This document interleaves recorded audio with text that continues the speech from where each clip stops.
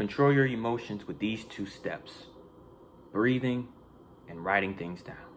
Breathing is the first because you need to be calm in every situation, or else you're going to have your emotions get the better of you, make irrational decisions, and you will literally ruin yourself. Literally. Such as going to jail, getting in a lot of trouble with the law. Second thing, writing things down. Whatever, once you pass that breathing part and focus and calmness and just internalizing and taking in the situation at hand that's overwhelming you or frustrating you or stressing you out, you have that second thing, is to write it down. Write down what's on your mind. This is currently on your mind. Write it down on something, on paper or in a notebook or something.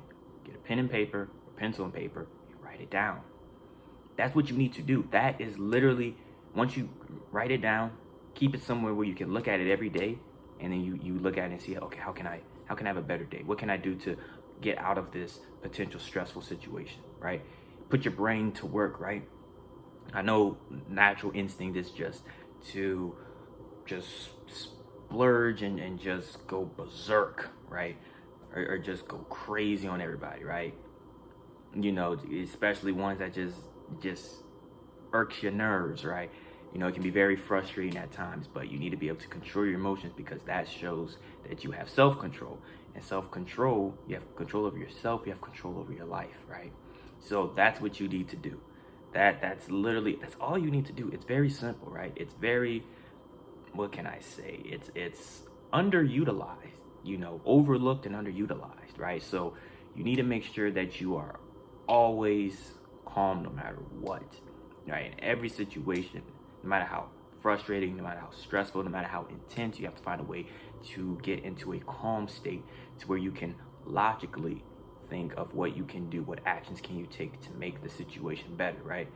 Like I said in one of my past videos, there's always 2 sides to a coin, good and a bad, right?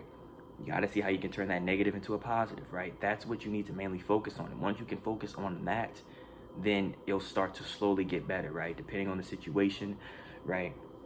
It may not get better instantly, but with time and consistency, right? In any other situations that may occur that you're feeling overstimulated, just overwhelmed, and a bunch of different, you know, factors. When you breathe, write it down, it helps you get deep focus and really just focus on yourself, right? Okay, what can I do? Focusing on what you can control, because once you focus on what you can control and not what you can't control, then that's when it's like, okay, you know, it's like universally, okay, maybe this was a sign. Maybe this happened for a reason, right? It really has you thinking, right? Psychologically, though, right? So you need to make sure that you're putting in, you know, all the necessary effort to control your emotions, man, because emotions say everything, right? Body language too, but emotions make a really big difference, right? Because, you know, I'm not saying that you can't show emotions, right? It's okay to show emotions, but you have to be able to control them as well. If you can't control your emotions, you act out, you embarrass yourself, you embarrass anyone who knows you if they're around you, right? Like, it's just embarrassing, especially when you act out of character, especially in public places.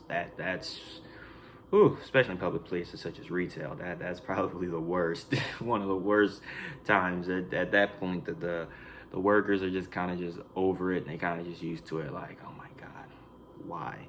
Just why? That's all they can ask themselves, is just why, right?